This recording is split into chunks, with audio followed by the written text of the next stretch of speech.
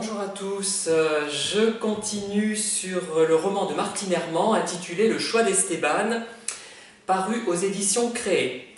J'avais évoqué ce qui avait fait déclic dans ma tête, c'est-à-dire la remarque de Martine Herman, ou du moins la remarque qu'on lui a prêtée concernant la nécessité qu'elle avait d'écrire pour canaliser son imagination trop envahissante, et ce, depuis son plus jeune âge.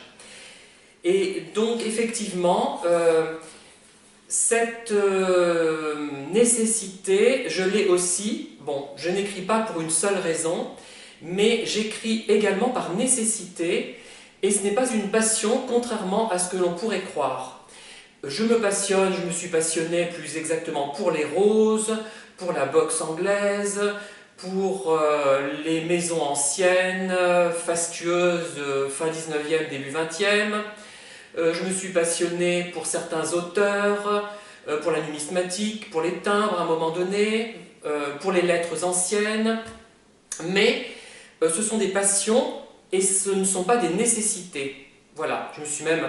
Par exemple, si je fais de la gymnastique, c'est vrai que ça me passionne de faire de la gymnastique ou de la danse gymnique, on va dire, mais ce n'est pas une nécessité aussi vitale que l'écriture. Voilà.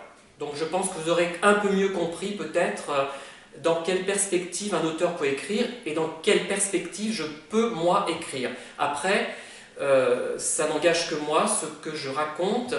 Par contre, c'est vrai que je suis un peu... dubitatif et un peu contre, entre guillemets, les auteurs qui sont surtout dans l'écriture uniquement du moins, pour se mettre en évidence et qui écrivent pour se mettre en valeur, et l'écriture devient alors seulement un moyen parmi d'autres qu'ils auraient pu utiliser pour pérorer finalement. D'autres sont surtout des vendeurs et sont là pour vendre un produit. Alors ça explique aussi que c'est pour cette raison en fait que je ne me rends plus sur les salons, puisque j'étais confronté à quelques auteurs de ces deux catégories et ça me perturbait un peu et même beaucoup, puisqu'ils n'avaient pas du tout la même approche que moi et que d'autres auteurs beaucoup plus impliqués dans leur travail. Voilà. Donc je reviens à l'ouvrage de Martine Herman qui a publié d'assez nombreux romans, des albums ainsi que des nouvelles. Le choix d'Esteban, donc. Au tout début, quand j'ai vu le prénom d'Esteban, cela m'a un peu rebuté. Je vais vous expliquer pourquoi.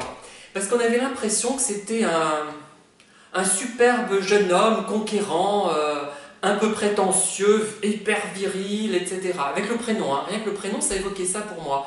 Quelqu'un d'hispanique, vous voyez, d'une beauté hispanique, un peu comme le superbe Manuel Valls, j'ai envie de dire. Mais donc, je ne vais pas parler de mes fantasmes érotiques ici, ce n'est pas l'heure ni le but. Et donc, ça m'avait un petit peu repoussé. Mais le déclic que j'ai eu en lisant le rabat de ce volume m'a fait acheter le livre, que j'ai acheté d'ailleurs, donc je le reprécise si je ne l'ai pas précisé, à la librairie Nos Racines d'Auvergne, place de la Victoire à Clermont-Ferrand. Mais je me suis dit, en parcourant les quelques pages, que le livre n'était pas du tout l'apologie d'un super-héros, quoi. Bon. Et d'ailleurs, au fil du texte, très vite, on se rend compte que ce héros, donc Esteban, connaît une certaine Marianne, qui me rappelle par certains côtés Martine Herman. Elle a dû s'inspirer de son propre personnage. Cette Marianne fait office de marraine, marraine comme les marraines fées des contes de fées, des contes de Perrault, des contes de la comtesse de Ségur, des contes de Madame le Prince de Beaumont. D'ailleurs, Martine Herman fait allusion à La Belle et la Bête de Madame le Prince de Beaumont, et on perçoit cette influence dans l'univers avec les roses. Il cueille une rose, il ne faut pas cueillir les roses puisque c'est ce qu'il y a de plus précieux pour la bête d'ailleurs.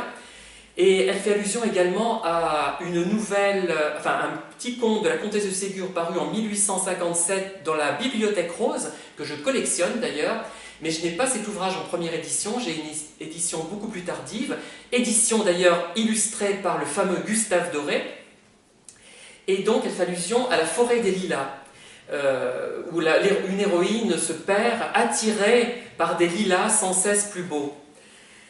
Voilà. Pour en revenir à ce livre, je ne vais pas en faire une critique traditionnelle, puisqu'une critique traditionnelle, vous le savez, ça consiste à dire à quel genre appartient ce livre, qu'est-ce que l'auteur a voulu nous exprimer, nous communiquer, nous démontrer, et a-t-il utilisé les bons outils pour arriver à ses fins. Voilà, je dirais que c'est à peu près ça, une vraie critique, et je vais être un peu plus brouillon que ça. Et par contre, ce qui n'est pas une vraie critique, c'est dire simplement d'un livre, ce livre m'a plu, il est bien, il n'est pas bien, il ne m'a pas plu, c'est nul, ça n'avance à rien. Enfin, c'est déjà une première indication, mais qui peut être utile, mais qui reste subjective. C'est-à-dire qu'on peut, je pense, trouver qu'un ouvrage est de qualité sans l'apprécier. Moi, ça m'arrive, hein, notamment en matière d'opéra. Il y a des opéras, je perçois que ce sont des opéras de qualité, mais ce ne sont pas des opéras que j'apprécie en tant que mélomane. Voilà. Ce sont deux choses différentes. Hein. On peut également aimer quelque chose en sachant que c'est médiocre. Enfin, que c'est médiocre. Que ce n'est pas terrible, qu'il y a beaucoup de défauts. Voilà. On peut estimer une œuvre, ne pas l'aimer, et aimer une œuvre et ne pas vraiment l'estimer. Mais ça, ce sont des considérations assez personnelles. Hein. À vous de faire le tri et de vous forger votre propre point de vue. J'ai croisé Martine Herman dans quelques salons. J'avais un peu discuté avec elle, mais sans plus, et je n'étais pas allé au-delà de certaines choses, et j'étais tellement en fait crispée par le salon lui-même. J'étais en présence d'autres auteurs qui ne me convenaient pas, dont les conceptions me heurtaient, qui étaient plus des commerçants à mon sens que de véritables auteurs, même s'ils étaient très compétents. Hein. On peut être très compétent et être moins auteur qu'un auteur moins compétent. Mais ça serait long à expliquer. Et donc, je n'ai pas bénéficié du discours de cette personne comme j'aurais pu en bénéficier. Et si j'avais lu ce livre avant, j'aurais certainement vraiment voulu entrer en communication avec elle, je pense. Hein. Donc ce livre, il appartient à quel genre? Je dirais, en simplifiant à l'extrême, que c'est du fantastique. Mais c'est vraiment simpliste en disant ça. On pense, en le lisant, aux légendes, aux contes de fées, aux contes symboliques, aux romans initiatiques, aux ouvrages oniriques. Et on pense à la peinture surréaliste, et notamment à un auteur, je crois, dont j'ai oublié, le nom ne me revient pas, j'ai un peu un début de dégénérescence du cerveau, celui qui faisait des portraits à l'aide de fruits et de légumes, je crois que c'est au XVIe siècle, hein, si mes souvenirs sont bons, et puis aussi, je pense à un tableau, qu'elle cite d'ailleurs Martine Herman dans cet ouvrage, où on voit une femme en prise à un cauchemar avec un cheval qui apparaît derrière un rideau. Et effectivement, on pense à ça en lisant son livre. Hein. Même si elle n'en avait pas parlé, j'aurais pensé. Et il y a aussi un thème que je trouve très intéressant dans ce livre, c'est le thème du passage d'un univers à l'autre. Alors là, vraiment, je dirais pas que c'est un thème important pour moi, c'est le thème de toutes mes nouvelles, de tous mes romans. Pas des autres ouvrages que je fais dans différents genres, hein, dans d'autres genres, mais vraiment là, il y a quelque chose de commun. C'est évident entre nous deux, même si son univers n'est pas le même. C'est-à-dire que Martine Herman fait plus allusion à des choses préexistantes, comme la licorne et ce qu'elle peut symboliser, comme le cerf et ce qu'il symbolise ou peut symboliser. Donc la licorne, elle le perçoit comme un personnage lunaire, et moi j'ai l'impression qu'elle le voit plutôt du côté féminin, mais je me trompe peut-être, hein, c'est une hypothèse. Hein. Et le cerf, elle le perçoit comme un personnage plutôt lié au soleil, solaire donc, et comme quelque chose lié au jour, et non pas à la nuit. La licorne la nuit, le cerf le jour. Le cerf concerne notre héros, Esteban, et la licorne, c'est plutôt sa marraine, j'allais dire Martine Herman, non, Marianne, voilà. Et je pense qu'elle s'est inspirée de sa propre personne pour construire ce personnage, même de façon inconsciente. Hein. Et ce personnage d'Esteban, ce qui me plaît, c'est qu'il exprime un sentiment de souffrance lié au fait qu'il n'arrive pas à se sentir finalement à l'aise avec ses contemporains. Il se sent différent des autres. Voilà. Et j'ai ressenti ça. Peut-être que souvent on se sent différent des autres. Si tous les auteurs vrais se sentent différents des autres. Quand je dis auteur vrai, ce n'est pas de la prétention, hein. Je me considère comme un véritable auteur, mais j'ai conscience de mes limites et de mes carences. On peut être un auteur moyen, mais être plus auteur qu'un auteur génial. Un auteur génial qui écrit, finalement, pour satisfaire les goûts du public, et qui a une technique, comme certains romans de gare, je dirais, tiens, Mary Higgins Clark. Bon, je ne veux pas être méchant, mais c'est un excellent produit. Chacun de ses livres est un excellent produit. Comme la série Caroline Keene, celle qui écrivait les Alice et les Sœurs Parker.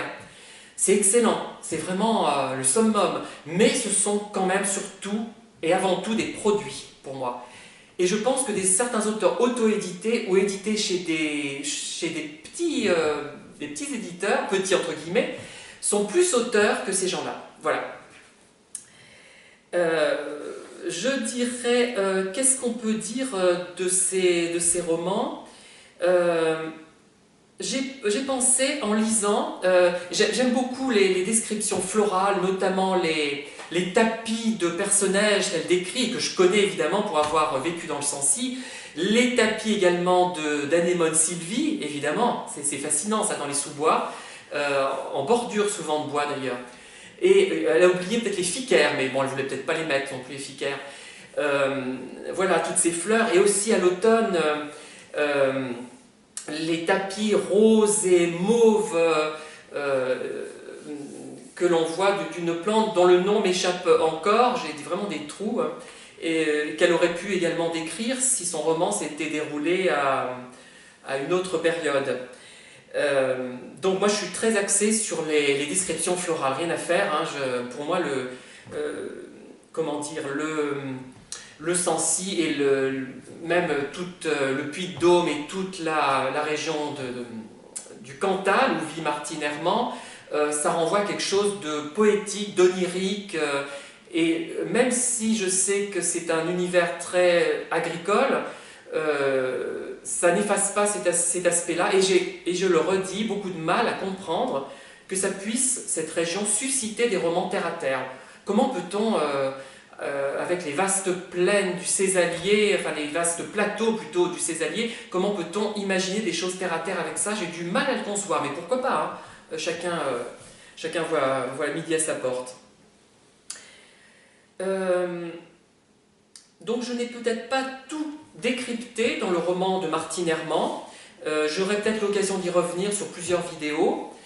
Mais je dirais que cet univers du passage d'un monde à l'autre est vraiment, à la limite, mon thème majeur, le seul thème que j'ai. Donc forcément, je vais être intéressé lorsque d'autres vont détailler ce thème.